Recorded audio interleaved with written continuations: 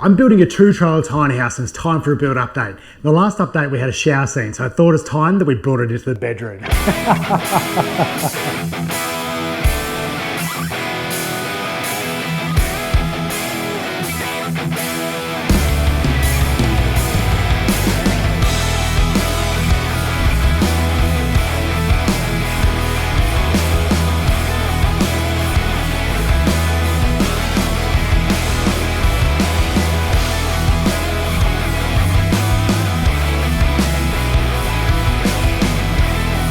So I know it's been a while since last build update and there's been few and far between, but that's not because there's nothing happening. In fact, lots of stuff has been happening, but we're reaching a really interesting part of the build now where I'm kind of getting to this point where I'm 95% complete with all of these things, but it's not really at a point where I can wrap it up in a bow and do a video and go, hey, look at this thing that I made. I'm kind of waiting on a number of things, and the main thing being the cabinetry that goes in here, because that forms the sort of the structure in the side trailer here. That's the wall between the bedroom, the bathroom and the main trailer, and then the cabinetry out there that sort of shapes all the kitchen. And to be honest, most of the things I have left to do now or need to finish off kind of interface with those things. So I've been pre-making as much stuff as I can, but I'm kind of waiting on that so I can finish a few more things off and get some more videos out. But one of the things I have been able to finish is mostly the bedroom here. So with the exception of a controller that will sort of control the bed and hook into my automation.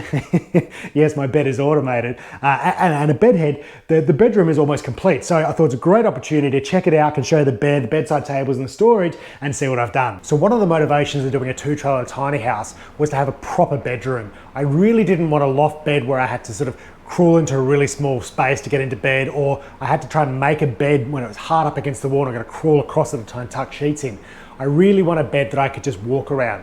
So in the side trailer here, I've built a bedroom where I've got a full-size queen bed. I can walk down both sides, and at the end of the day, I can walk straight in here and jump onto my bed. Now to save space and keep it looking really nice, I've also built 2 floating bedside tables on either side of the bed. These are solid Victorian ash with brass accent, which match the cabinetry I'm gonna do in the rest of the house. I put a PowerPoint underneath each bedside table. I've got a drawer at the bottom where I can store stuff and then hide it away. And then on top of the drawer, I've got a nook where I can sort of stick a book and charge my device at night. I've also built fast charging ports into the back of those nooks so that I can charge my device and tuck it away inside that nook, and during the day I can coil the cable up and hide it away. Now the bed is also Victorian ash around the outside with brass accents to match everything else that I'm doing, and then the frame is custom built steel frame built into the trailer because I have storage underneath. So down here underneath the bed I've got tons of storage. I built a shelf in the end there where I've got 2 layers of shoe storage that tucks in underneath the bed, and it's far enough underneath the bed that it's pretty well hidden away and you don't see it in the rest of the house. Then underneath the main part of the bed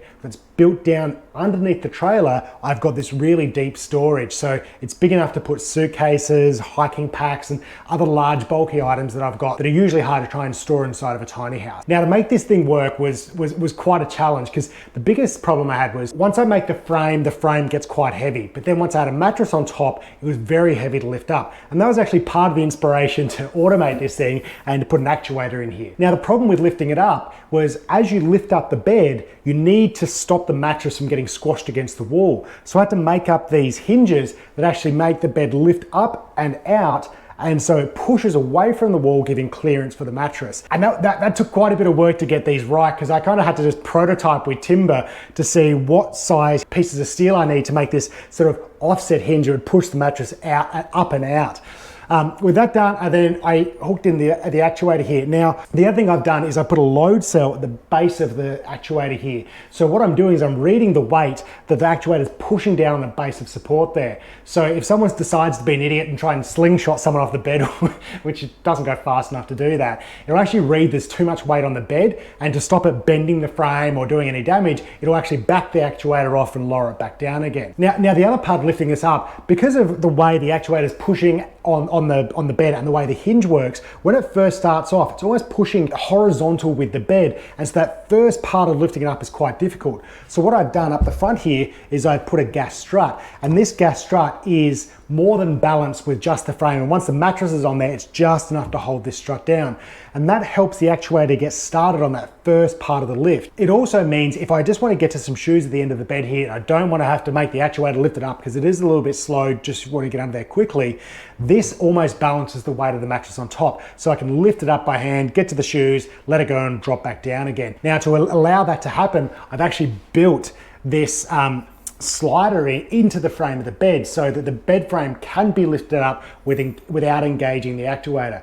The other reason I did that was if the actuator ever dies, so that I can get underneath here to unhook it and then replace it, this will allow the bed frame to be lifted without it engaging. Now, I realized afterwards that was completely useless because I could just lift the mattress off and get to it and pull the pin. Anyway, I've gone and done it now, but it does allow me to lift the end of the bed up there by hand. And of course, the last thing you'll notice is I put lighting in the frame all the way around the bed. So that lighting will all be hooked into the same circuit so that I can control as the bed lifts up, it'll bring the lights on, and it puts heaps of light down inside here. So if I'm rummaging through what I need, I've already got lights underneath here, but it also acts as a light inside the bedroom. So these lights, when they're on, when the bed is down, create a nice soft glow into the bedroom, which will be great for a night light when I want to get up in the middle of the night and don't want to turn the lights overhead on, or if I want to set the mood inside the bedroom. So that's the bedroom almost complete. I've just got a couple of things to do in here, and this will be my second fully complete area inside the house, which has got me pretty excited. All I've got left to do is to make up the controller underneath here. The controls the lifting of the bed up and down and the lights underneath, and then to build the bed head at the back there. And if you've got any ideas about a design for a bed head back there, please comment down below, because I'm really struggling with the design of a bed head that I can do up the front there that's going to tie in with the aesthetic of this house. So if you've got any ideas, please make sure you share. Next steps is, I'm a little held up at the moment, but I'm pre-making as much stuff as I can. So I've actually almost finished installing the heating underneath the trailers here. In fact, I could probably do a video on that soon, so I might get and do that. I've built the joining wall that goes between the two trailers. Now that can't go in until I've got the cabinetry in, but I've pre-made all the frame, I pre-made all my bench tops, and I've been working on the circuitry for all the automation. And in fact, those circuit boards arrived today, and if ever there was an indicator that I've just gone too far, it was these. The number of circuit boards I've had custom made to sort of run the automation in this house, it's a bit out of hand. I'm pretty excited to do a video on that because it is really cool. They've got these like custom made circuit boards, but it has gone a little bit too far. But anyway, hopefully the joinery isn't too far away, and I can get moving and finish off the rest of this house. And I tell you what, we're so damn close, like so close. It still looks like a construction site, but really once that goes in, this thing is going to be near finished, and I'm pretty excited because I'm getting a bit tired. I'm ready to start enjoying this house, so hopefully it won't be too far away. You guys know the drill. Don't hate, educate. Comment down below if you see something that can be improved. What are the crazy buggers still watching? Make sure you show us those 2 hands in the comments. Until next time, go build cool stuff, and I'll see you again soon.